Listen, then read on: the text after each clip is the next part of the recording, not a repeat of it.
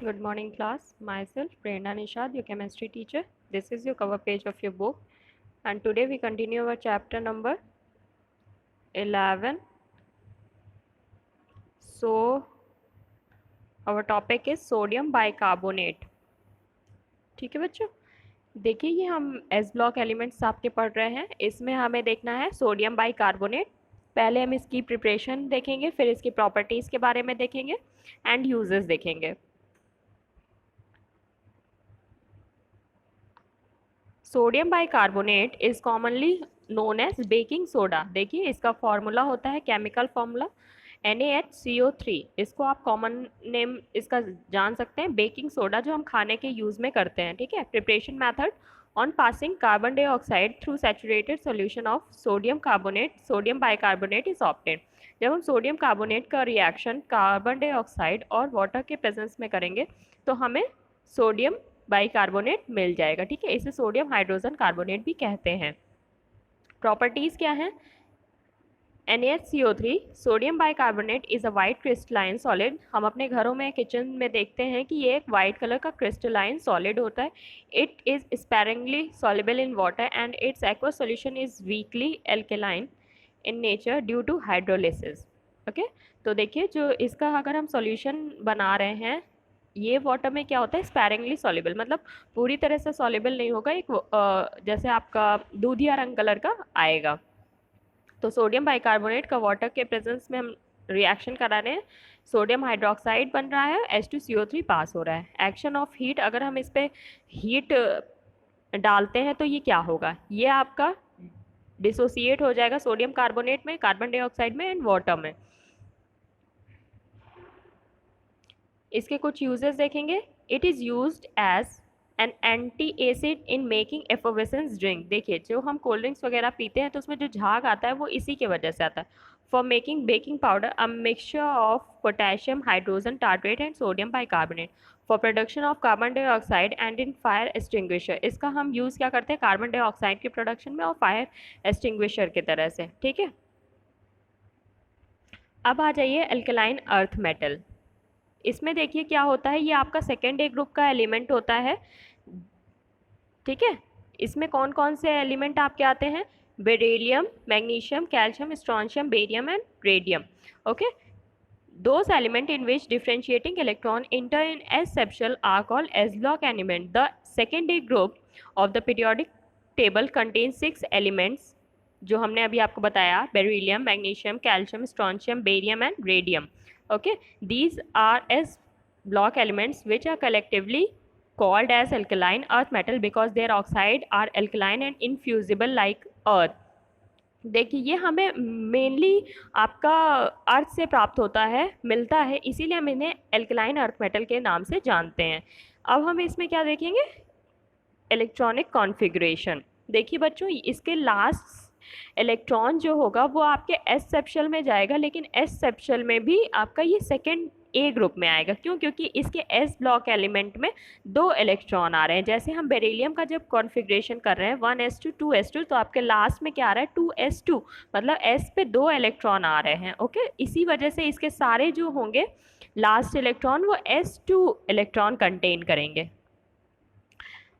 Occurrence of alkaline earth metal like alkali metal. Alkaline earth metal are also reactive elements. ये भी क्या होते हैं, आपके alkali metals की तरह ही reactive होते हैं. They react easily with water, air and non-metals and that is why are not found in nature in free state. देखिए, ये बहुत ही ज़्यादा रिएक्टिव होते हैं. ये वाटर के साथ, एयर के साथ, नॉन मेटल्स के साथ बहुत आसानी से ही रिएक्ट कर जाते हैं, जिसकी वजह से इनको फ्री स्टेट में आपके नेचर में ये नहीं मिलते हैं.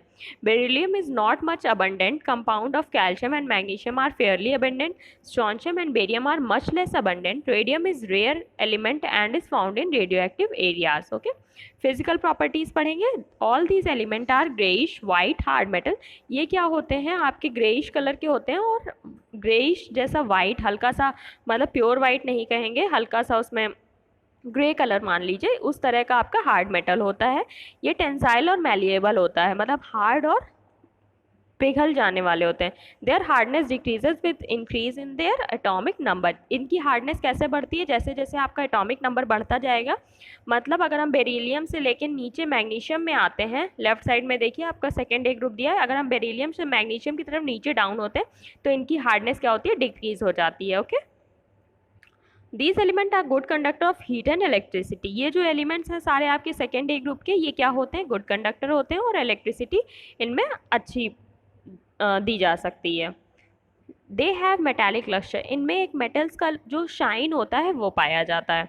इनका बॉइलिंग और मेल्टिंग पॉइंट क्या होता है? हायर होता है। एटॉमिक रेडियाई भी हमने आपको बताया कि जैसे जैसे आप एटॉमिक नंबर बढ़ेंगे वैसे वैसे इनकी एटॉमिक रेडियाई बढ़ेगी। Okay, chemical properties. Chemical properties में बच्चों देखिए, जो आपका रिएक्शन ऑक्सीजन के साथ होगा वो सबसे कम किस में होगा? बेरिलियम होगा, और रेडियम में सबसे ज़्यादा होगा। ओके, इसके बाद आप आ जाइए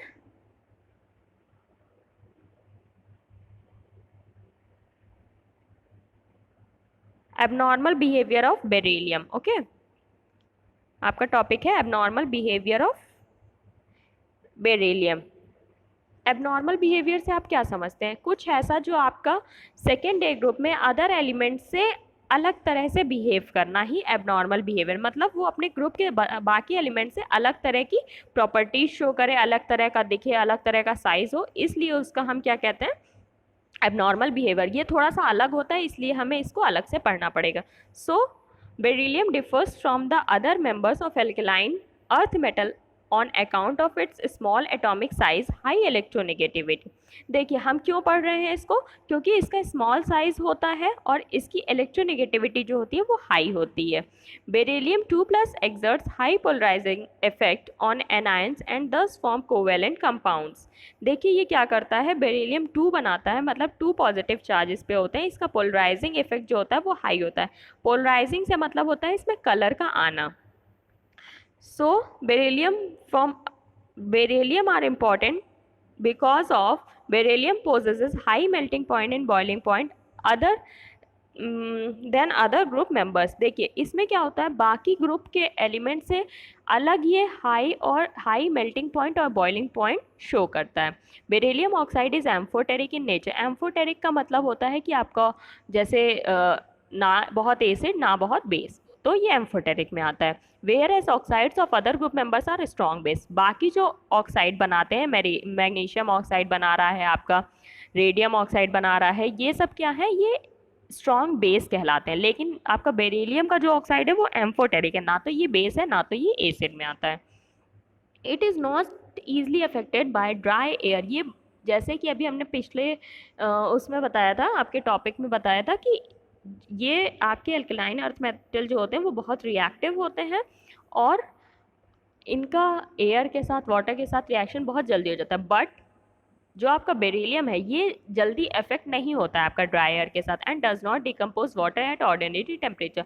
और ये क्या होता है? वाटर के साथ भी डिकम्पोज नहीं होगा एक नॉर्मल टेम्परेचर पे। हाँ, मान सकते हैं कि अगर इसको हीट दी जाती है तो ये क्या होगा? डिकम्पोज हो सकता है। Fourth point is beryllium sulphate is soluble in water while other sulphates are partially soluble.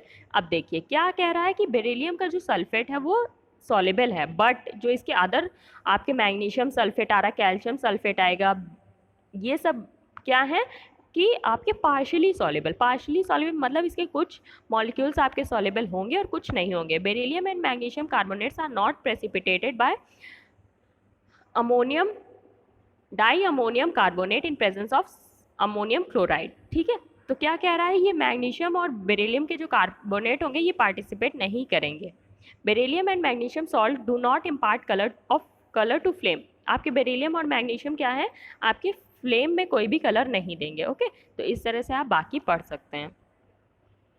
Diagonal relationship of beryllium and aluminium. देखिए बच्चों, आपका बेरिलियम सेकेंड ए ग्रुप का एलिमेंट है और आपका एल्यूमिनियम ग्रुप 13 का एलिमेंट है। ठीक है, जैसे आपको ये एरो में दिख रहा होगा कि बेरिलियम और एल्यूमिनियम एक दूसरे से तिरछे में दिखाया हुआ है एरो, इसी को डायगोनल बोलते हैं। डायगोनल का मतलब होता है एक कॉर्नर से दूसरा कॉर्नर। ओके, तो क्या कह रहा है, due to its small size beryllium differs from other alkaline earth metal but resembles in many of its properties with aluminium. देखिए अभी हमने जैसे बताया कि बेरिलियम अपने ग्रुप में सबसे स्मॉल साइज रखता है, उसी तरह से आपका ये जो भी बेरिलियम प्रॉपर्टी शो करता है वही प्रॉपर्टी हमें एल्यूमिनियम में देखने को मिलती है, इसीलिए हम इसकी डायगोनल रिलेशनशिप को पढ़ते हैं। Okay, beryllium 2 positive and aluminium 3 positive have almost same charge size ratio and thus favor covalent bonding। देखिए बेरिलियम पे 2 पॉजिटिव है लेकिन एल्यूमिनियम पे 3 पॉजिटिव है, फिर भी इनके जो चार्ज साइज का रेशियो होता है वो लगभग में बराबर होता है और ये कोवेलेंट बॉन्डिंग को बनाते हैं। Both forms covalent compound having low melting point and are soluble in organic solvent. दोनों ही क्या करते हैं, कोवेलेंट कंपाउंड के साथ कोवेलेंट कंपाउंड बनाते हैं लो मेल्टिंग पॉइंट पे, और क्या होते हैं, ये दोनों ही ऑर्गेनिक सॉल्वेंट में सॉल्युबल होते हैं।